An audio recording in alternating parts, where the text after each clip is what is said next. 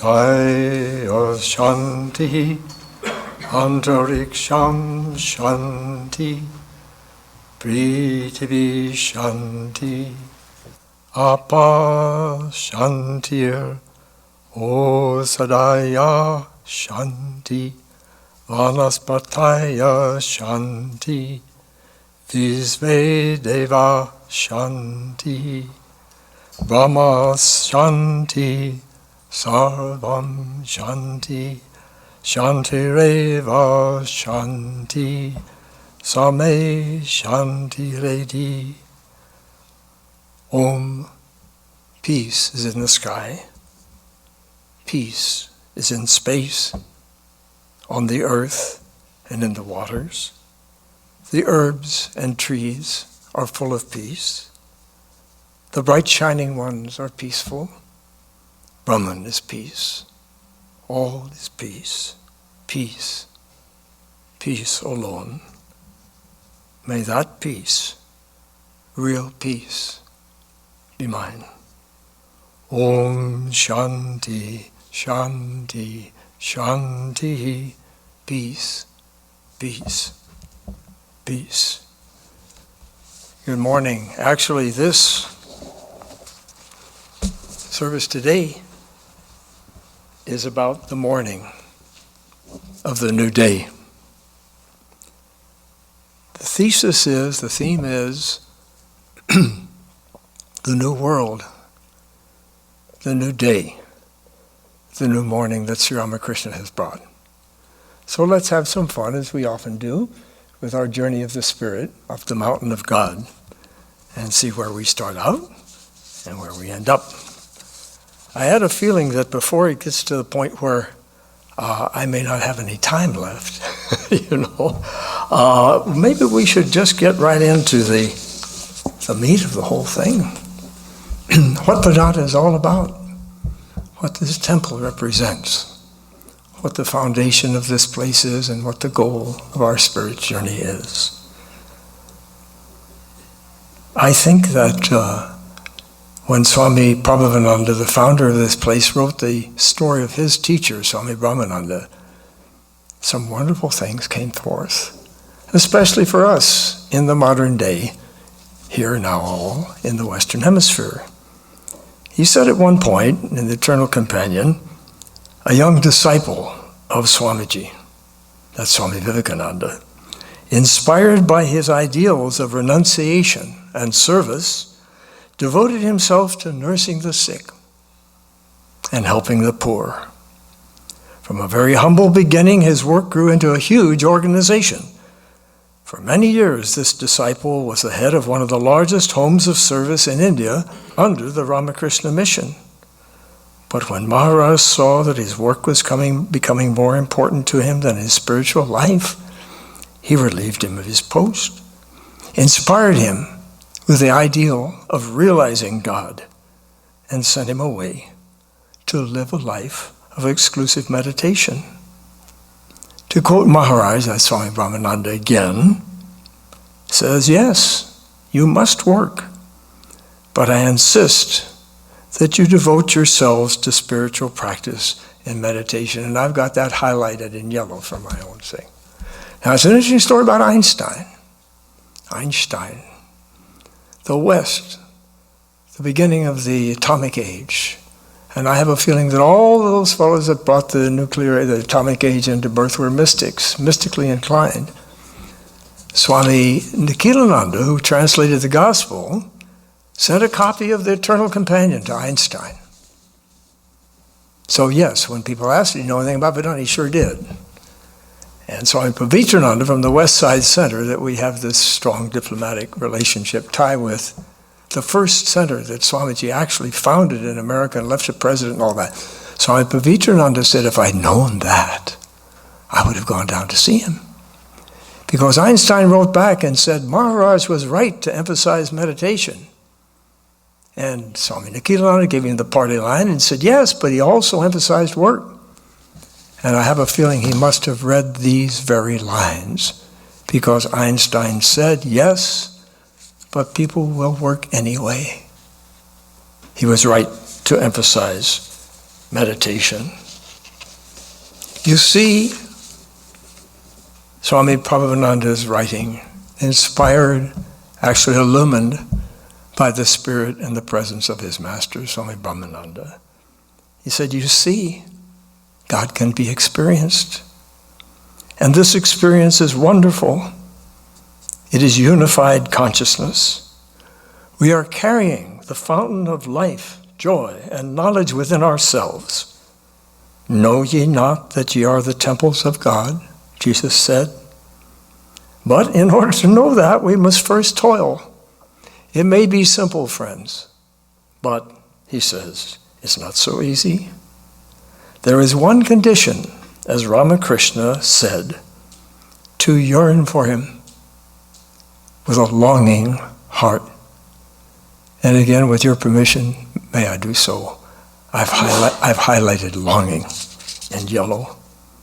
And then Swami says, with his usual positivity and cheerfulness and optimism, yes, you can do it. That's what Vivekananda said from the top of the Himalayas. Yes, come on up, come on up. You can do it. You can do it. And stop not until the goal is reached. So Swami ends in a grand crescendo here. You know, as we think of God often, love grows in our heart. And when love grows in our heart, it becomes easy. Now, you're going to give me a rest? Can I take the rest of the day off? I mean, the hot dog stand is open, but that's it. So I thought I'd give you the main course first, and then we'll just have our fun and see how we can mosey up the mountain ourselves. I want us to realize that the veil is very thin between us and God. For some of us, since he's our helper, he's our superluminary who came so recently, so fresh, with all of the stories of his own enterings into samadhi, his own joy, his own laughter, his own dancing with the disciples. We might say, Sri Ramakrishna. See, each person should have his own path, their own path up the mountain of God, because it's not a metaphor. It's not like God is like a mountain. You could say, experientially, emotionally, God is a mountain. I mean, after all, Luther said, a mighty fortress is our God. So God is a mountain, like Everest, with all these paths, the north face, the east face, this one, that one, this, west. And we all have our own path individually. And so we have our chosen ideal. I remember one of the tenderest things Swami ever said to me. He said it to many people, maybe everyone. When I say Swami, I think if you speak of your own guru, it's okay to say Swami, right? And then every other person, you meant in context. He said, how do you think of God? Oh, what a treasure that memory is. So it's up to each of you, up to each of us. But for some, as you can imagine, because his picture is here, living so recent, a personal link, a handshake, if you will, from God, a visage, one of God's many, many faces. And in Vedanta, they're all valuable, they're all true. So the veil between us and, say, the face of Sri Ramakrishna is very thin. Now, if we could determine that as being something like a fact, it'd make it a lot easier, wouldn't it? Keep that in mind. Swami Prabhupada was sitting here one day in front of the shrine, and all of a sudden he saw the picture, which Brahmananda had to get him to sit down and worship. He said, do it for me. And pretty soon he said, oh, this is effective. Anyway, it was living, and being kind of like, I feel a feeling here of affinity, if I may say so, the son of a chemistry teacher. Swami, a little scientist boy, you could say, kind of rubbed his eyes, looked again. Ramakrishna was still there looking at him. So he's the one that told us that the veil is thin. Now the question is, the morning of a new day in the world, as a result of the coming of this superluminary, can we change the world? You've heard, be the change you want to see. Brother Gandhi said that. Well, you really can change the world. Yes, it's according to your outlook, isn't it?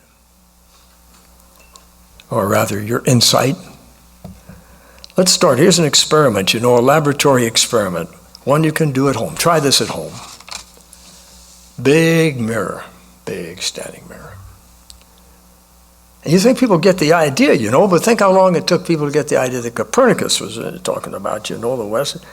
His worldview, when he said, you are not the center of the world, we're saying how true.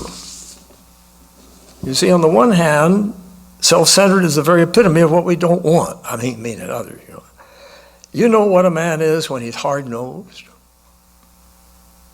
hard-headed, hard-hearted. You know what he is? He's hard-boiled. So here we are standing in front of this universe, this mirror, don't you see? I mean, try it. I think it would be a good idea to try the experiment. We're experimentalists here. If you smile, he smiles. Fancy that. And when you growl, or you anger, same thing. So John Dobson said, apropos of this view that we're subscribing to or considering today, that every person is at the center of his and her own observable universe. But the fun part is that the universe which is observable is like Hollywood. It's a stage set. There's a grand sound and light show going on out there, friends, and right here, and the game and the drama that we're playing, we call it life. But in the world, Vedanta says the purpose, the goal of human life is to see God, to realize, to see, I like to say to feel one's oneness with God. That's the whole purpose of life, of human birth. Experiential, experimental.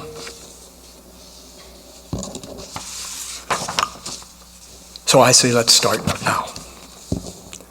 We're talking about changing the world, changes in the world in the mirror, so it looks like change must come from inside. Let's change the tire on the freeway. Really. It looks like we can do that. It's not that difficult. It doesn't require a special outfit and lots of money and a gym membership. It looks like we can do that, right? I mean right now and here. Have you noticed that we're always in the here and now? That should tell us something, just like the mirror. Well, my friends, we're going to take off our coats and roll up our sleeves and change a tire on the freeway. It might just take a lifetime. At least it'd be a lot of fun on the way. It would be fun on the way. First of all, think of the things that we can do for this inner changing, which really does change the way the world looks to us. This is what they say, and of course it works. It's amazing, like a little key in the lock. First, I would suggest, like the smile, we might want to think to ourselves, be kind. Aldous Huxley, in one of his last essays called, I believe, Time Must Have a Stop, after that wonderful phrase of our beloved Shakespeare, I think he published it here in Vedanta in the West, he sort of, with a shrug, slight shrug of his shoulders, incidentally, he lectured here, I caught him one time. He used to tell his friends, I'm going to speak at my little Taj next Sunday. But not the end of his life, a couple of essays. Time must have a stop. So with a slight shrug of his shoulders, I like to say, he says, if you want to know what I've come to in a long life, it's maybe be kind. Yes, well. And we can extend that to, these are capital letters now, be nice. Kind, K-I-N-D, nice. Think of it. And then maybe do it. Or try to do it. Really. Good morning. What's good about it? That's a lovely dress. This whole thing, I got it at a thrift shop. You see, my friends, love is always coming our way, and we kind of shrug it off. There was a dog named Druba here one time. Hard to believe, right? Especially since this dog, I saw a dog so small the other day, ladies, that I couldn't tell whether the lady carrying it was a dog or a cat. Now, I think sometimes things go too far, but this was a Great Dane. Druba, the grand devotee of Vishnu. Vishnu was this dog's chosen ideal. The real Druba. You know who Druba is now? He's a pole star. Steadfastness in meditation. Mind fixed on God. Well, Druba, the Great Danes are wonderful. Sit down and they look you right in the eye when they're sitting down. They think they're human. It's a wonderful thing. He was in the greenhouse here at an early day, as we say, 1955, I don't know when, around then. And we were still post-World War II when we had rationing of everything, including silk stockings. So these were somewhat of a premium. Everybody had to have a pair, at least if you were of that persuasion, you know. And what I'm saying, the dog rubbed up against the lady's silk stocking, and she just went into a fit and shriek and pulled back. And so he said, we're always seeking love. And when it comes, we pull back. So how about giving it? That's the question. I think the next thing on our list might be forgiveness. You know, we're walking around here and we're mad at someone and it's almost impossible. We all can have our own inventory. You open the door and the cabinet in the bathroom and all the drug things you got up there, you know, you make your own. Almost impossible to imagine forgiveness. Or when they're mad at us, which is the same thing. You see, we're upset that they are denying us love. That's why we're mad at them. We do not seem, a la the mirror, like the mirror, to understand that to be loved, we must be lovable. And what's the best way to be lovable? To love. Hey kids, we got our wrenches out, right? I think we got the tire off now. Got the lug nuts off and got the thing. We're moving. Kind, nice. Love. So whether it's the mirror or a friend to keep up this angry, scowling approach to life, you know, staring at each other, really ourselves, will not solve the problem. Incidentally, I don't believe in problems. I believe they're like dragons. They're solutions in search of themselves. And they talk about true love. Love that's true. Well, you know, you go through life, you learn a few things. And I think maybe they're on to something in India, the swamis, the seers, the rishis.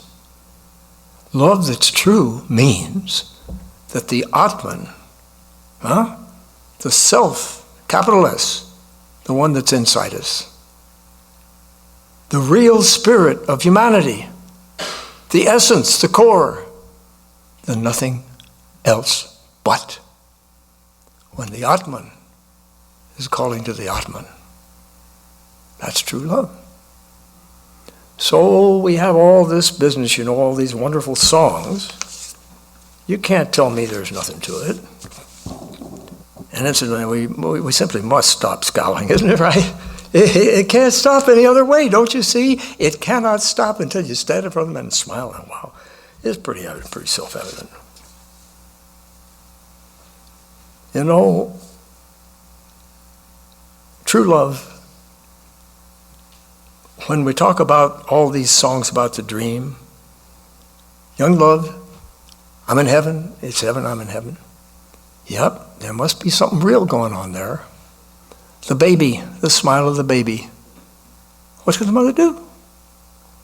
What can the mother do? She has to run and pick it up. And what can the baby calf do?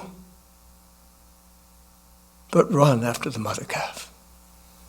I felt that way about Swami Atmatattwananda, believe it or not. Our Swami Atmatattwananda in their Vedanta press, he says he likes the kind of Swami when you're in 3 or 4 feet of him, you feel something.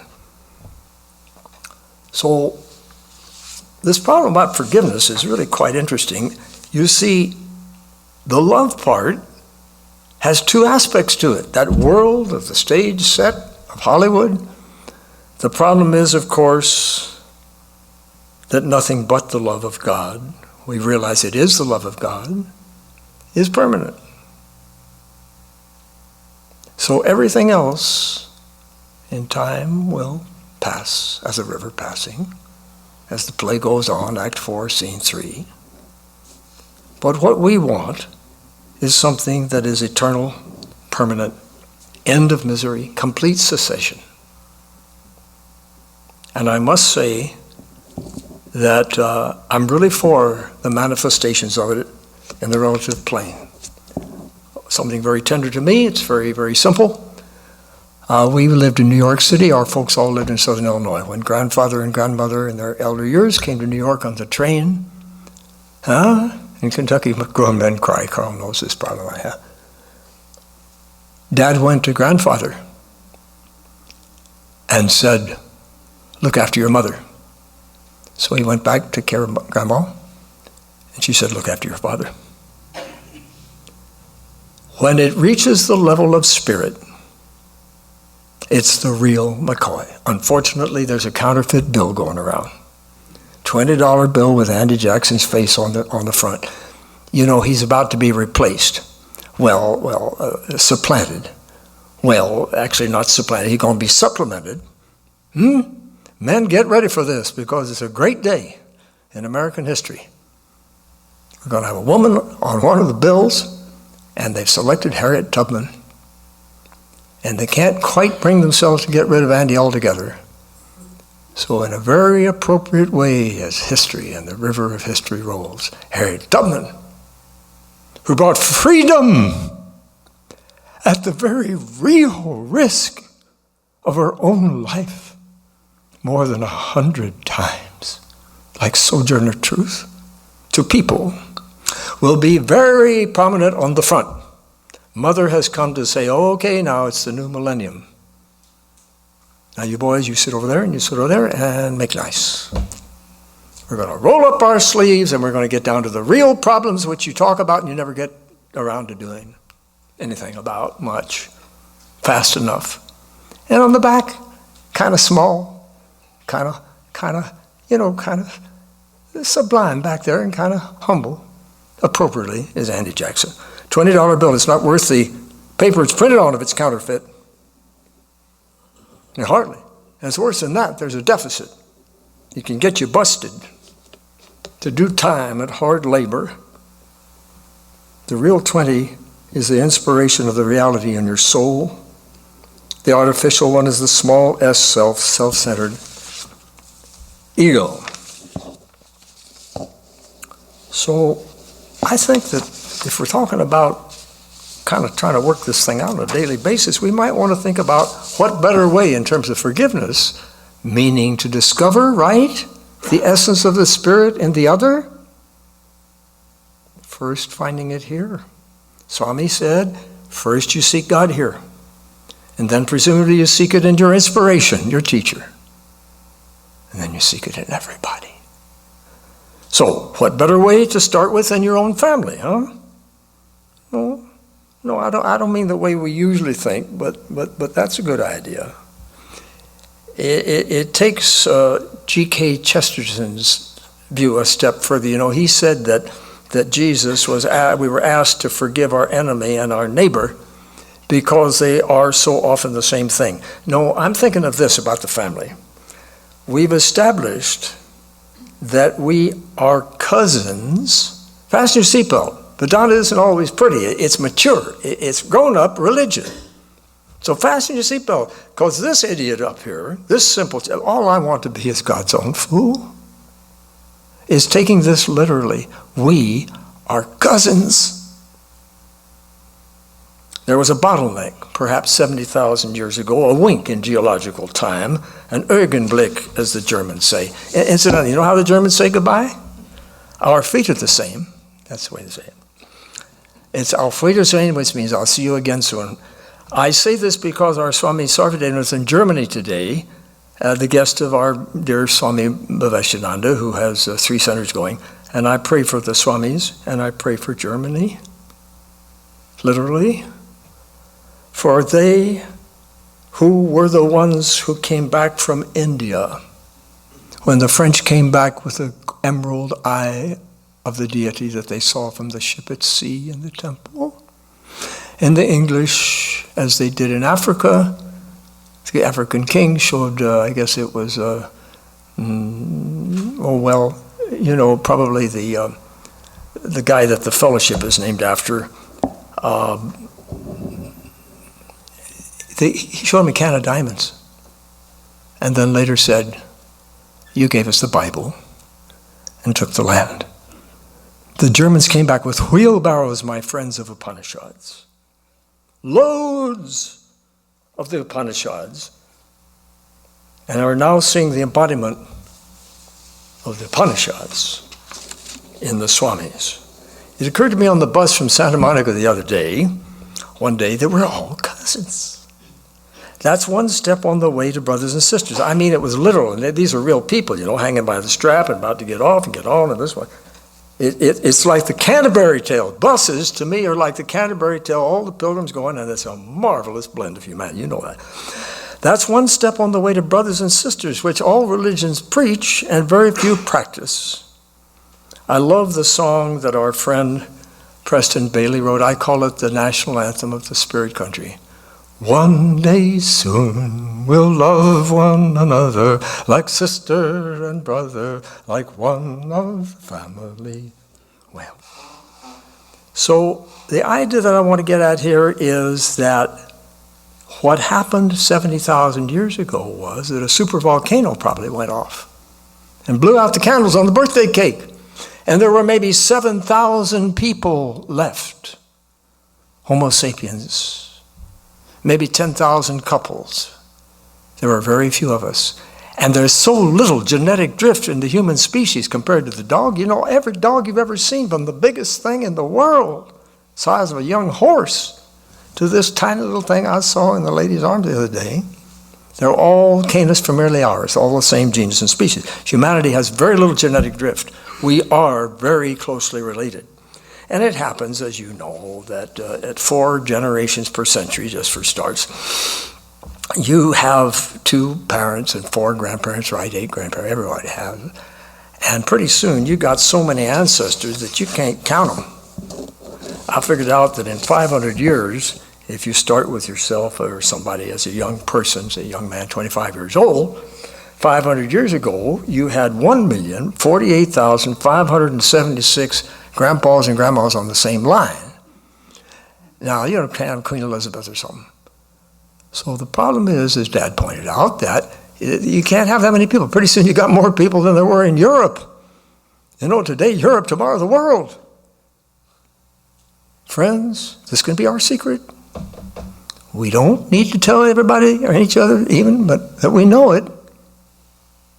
Hi, cuz. Hi, cuz.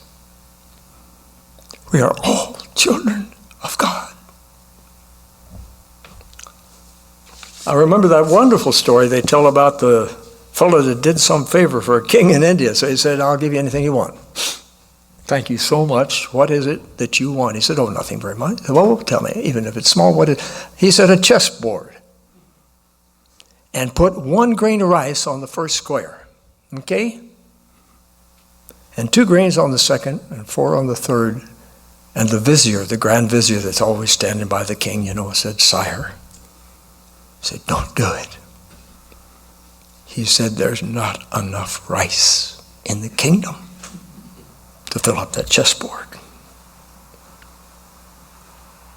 You're loving yourself, the ultimate forgiveness. Don't you see, with the family, going back all those centuries, particularly the men, those old fellas. I learned something in Africa from the animals. Men fight. Very often, 2 of your grandsires will have been fighting each other. And I submit there's nothing in this world more effective than the fact that you're in a dilemma. You got to love both of them.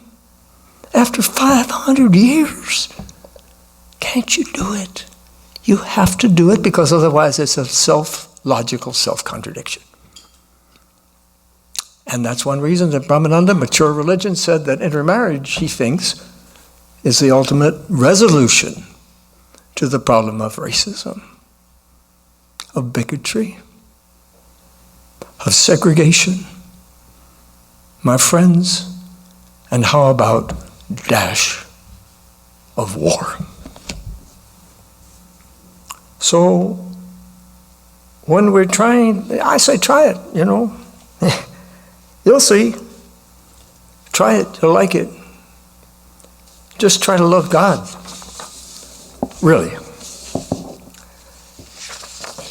Well, Jesus said, a new commandment I give unto you, that you shall love each other as I have loved you. That was at the 11th hour, you know. That was the night of the foot washing ceremony. I didn't know whether I'd do this or not, but got a little bronchitis. I'm going to try it on you anyway.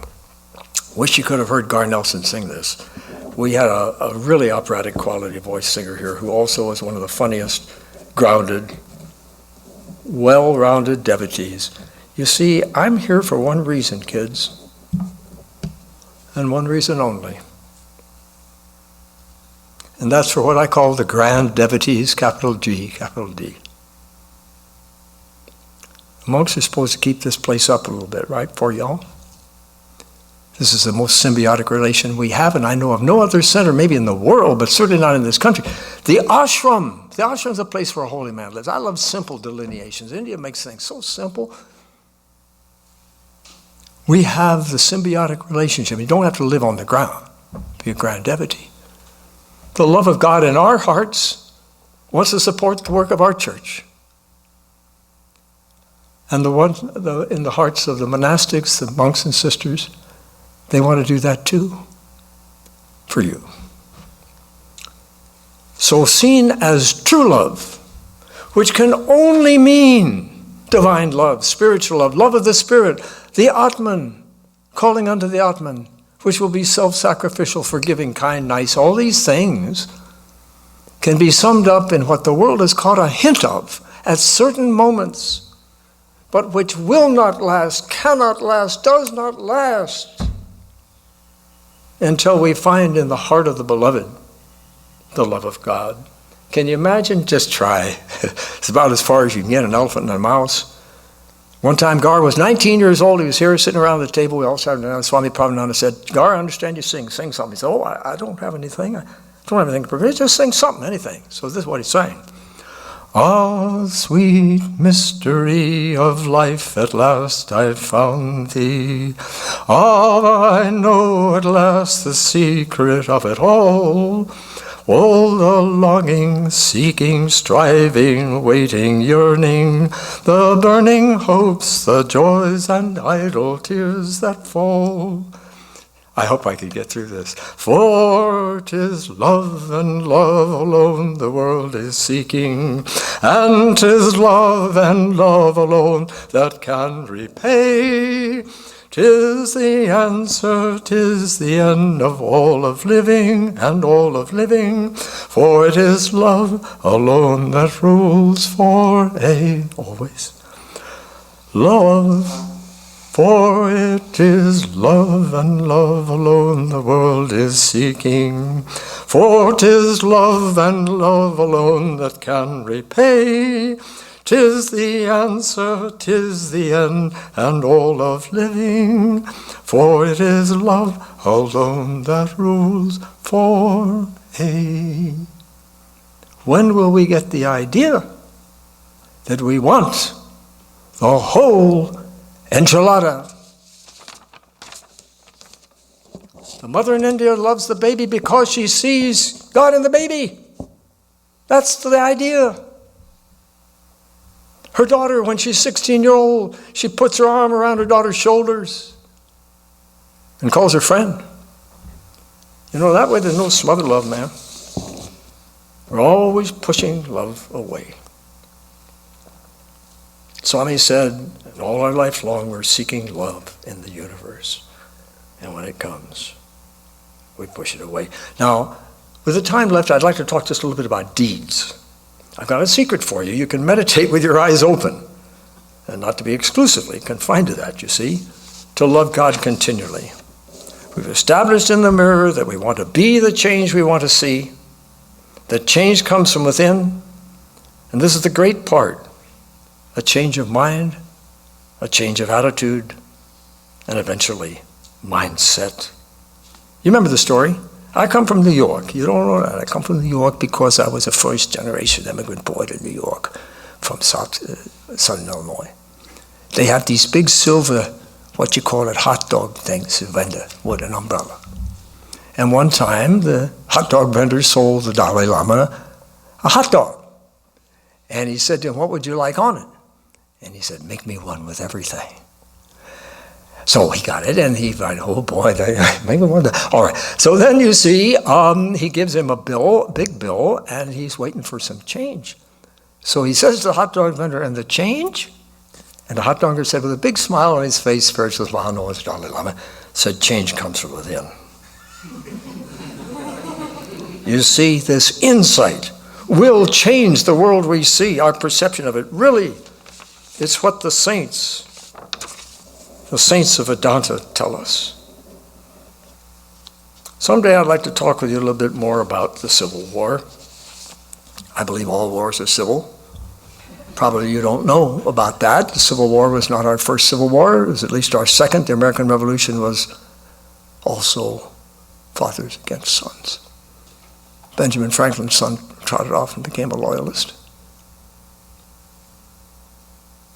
So this whole idea of seeing the spirit in here, and then seeing in the family, and then realize the family fought.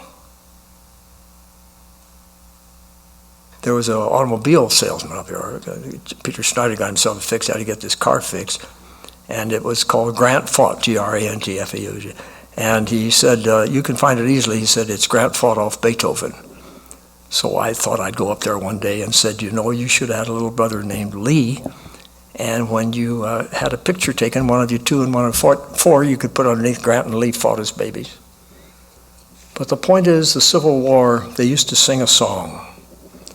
The Union soldiers, so take off your coats, boys, and roll up your sleeves, for Richmond is a hard road to travel. Well, take off your coats, boys, and roll up your sleeves, for Richmond is a hard road to travel, I believe. Richmond is 108.7 miles from Washington, D.C., and they couldn't go down that way. Santa Barbara is 108.4 miles. If you take a slightly round, it's a little less from here. So seeking God in every deed, skill in action, a gift of the Lord, meditating with our eyes open at the end of the day, at the end of the job, to do it well, so there's no distracting, so the mind doesn't come down from a higher consciousness of trying to think of God. You know, that's what Vedanta is all about. It's so simple, really. Brahmananda, our grandfather, you know, he's the roly-poly white statue in the living room. He is our grandfather, and he's here. Swami saw him here. He said there's an easy way. Easy yoga. It's called Sahaja Yoga. You should think of God once a day. Hey, you know, we're trying to get something that's kind of easy, like the mirror. It's really very hard to avoid the implications of this experiment. I suggest you try it. Of course, they've been talking about somebody around here for years. I've heard his name many times. I've never seen him. He may be speaking to you today. I've never seen him excepting in the mirror. 1 time a day, 2 times, 3 times, 100 times, 10,000 times, 100,000. Who'll give me 100,000, 100,000, 100,000, 1,000,000 times? Infinity, bingo. That's what the saints try to do. No distraction. So the last thing you want is to make a mistake and have the mind come down to the ego because you think you did it. Nonsense. Your little self had nothing to do with it. It's a big self. There's nothing but the big self. And the discovery that that one big self is in each of us leads to Brahmananda and Vivekananda, rushing into each other's arms, knowers of God, totally illumined souls. I want to get on to another phase here, and that is, we've talked a little bit about what I like to call the country of the Spirit. Jesus said the kingdom of God is within you. So let's try to decide in our own minds, each here in his own way, how the world is different because Jesus came and because Sri Krishna came.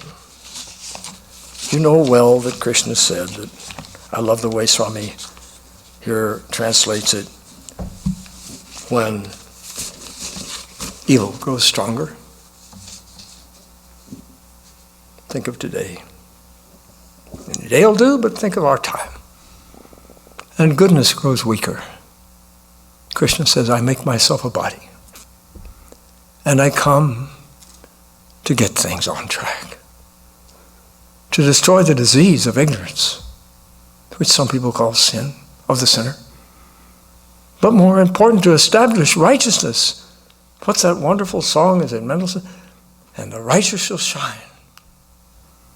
That sun of righteousness shining from within our hearts. And you know what form it takes? It takes the form of the doe, of the deer. Longing, my soul longeth, yea, panteth for the love of God. Then our life takes on meaning as we spend the rest of it searching here, there, and yonder for God and finding it, as Swamiji says at last, within ourselves. So I'd like you to think about this business about Jesus and Sri Ramakrishna.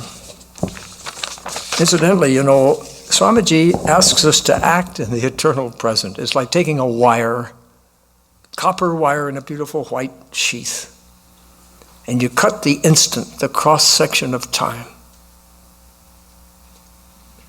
and you cross into the eternal, the cross-section of eternity. He asks us not to spend so much time worrying about the grade, but work on the homework, you know. So is the world beginning to change?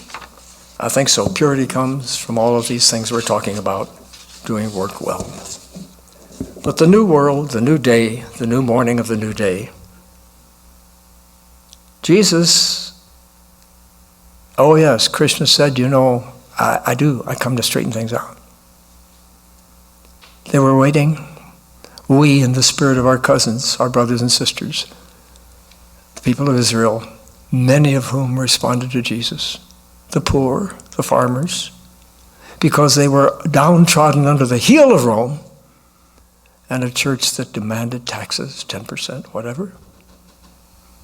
And they were hungry in those days. Their bones show it. They were under oppression of church and state. Really? And Jesus came. They were expecting someone, a king, a human, military king. And he said, I understand. I really do. You want freedom. I've come to help you find it. I've come to bring it. And he said, well, where are your guns? Where's your ammunition? Stalin said, how many divisions does the Pope have? You decide in your own mind how much Pope, what was it, Jan Paul? The second? What was his second Paul? John Paul? Yeah, John Paul, one Paul. Juan Pablo II. When he went to Paul, you decide how much that had to do with bringing down the Russian Empire. So here he rides in on a donkey because Isaiah said he should. And they're looking for the, like the parade in Moscow's Red Square, they're looking for the battalions. Where is your armaments? Where are your weapons? He said, my weapons are love.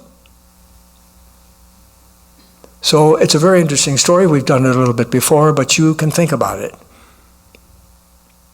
I love the spiritual that says, he pitched his tent on Canaan's ground. No man can work like him, and broke the Roman Empire down. No man can work like him. Ride on, King Jesus. No man can work like thee. Krishna, I come to restore righteousness. And Sri Ramakrishna, what's new? Well, the kingdom of God is within. I call it the country of the Spirit country. The Spirit country is our morning of the new day. And to the extent that we're established, that we're trying, we're striving, that's what devotees do. All I want to be is God's little fool. But my prayer is give me a drop, could you spare two, of devotion. To the extent that we're trying, that we're established in the inner country of the Spirit, the outer country of the Spirit becomes very interesting. And I'm going to suggest to you this, that harmony, the harmony we've been talking about, is the essence of community. When we find out that we're singing from the same hymn book, frequently friends, you see, Socrates said, friends, two bodies, one soul. Frequently they agree. Often they agree. They support each other. And community is what the United States desperately needs. Here it's I, quotes, since we lived in apartments in the cities, in the post-industrial area. In India, it's we. I think we used to have more of it on the farm. If the Americans can learn that spontaneously, without sacrificing individuality, one can link information, for example, in cooperative sales, new medicines, airfares, whatever it is, collaboratively, we shall have taken a long step forward, friends. Sri Ramakrishna pointed out two things. I think you can see this by implication. He pointed out that two things contribute to the misery of mankind. Forgive me, shall I write my friend who I call Francis II, the Holy Father, right along with the Dalai Lama, among the most beloved men in the world today, living in the Spirit country, realizing this, being the Spirit country. Shall I ask you for dispensation ahead of time? What I think he said was, the math, that the conservatives have too much greed, and the liberals, or those who benefit from their programs, have too many babies. So until you get that straightened out, what are you going to do? I have a feeling that the days ahead we're uncertain of. Nobody expected that with the coming of a man who some said was a king, come to bring freedom, but inner freedom, freedom of the inner country, the inner spirit. Nobody expected what was going to happen to Israel in 70 AD. Nobody expected that. Nobody expected the fall of the Roman Empire. But again, the human species had a chance together, the different ones, the different faith groups in Europe, for example, to refashion again the diagram, the dynamic of human relations. If only the religions, don't you see, could love each other, the countries could love each other. And that's what Sri Ramakrishna has brought. Rabbi Gottstein in Jerusalem has something he calls, please understand these are spirit words to me, they shine in the dark, they glow like the words of William Butler Yeats. The Elijah house. Elijah's a very spiritual, mystical person. The whole of the group that St. John of the Cross, they all relate somehow to Elijah and the vision on the mountain. Elijah house, and it's called, as it says in the Bible, my house, and my house shall be a house for all peoples. In this building that he wants to build, there will be compartments for each of the religions of the world, to three of whom Jerusalem is sacred, to worship, knowing that in the other room, the others will be worshiping in their own ways the one God. David Venner, one of our sweet devotees, 40 years ago, we probably met him. Every morning of the world calls us up in his dream. Now understand, we're not being parochial here. It may sound a little provincial.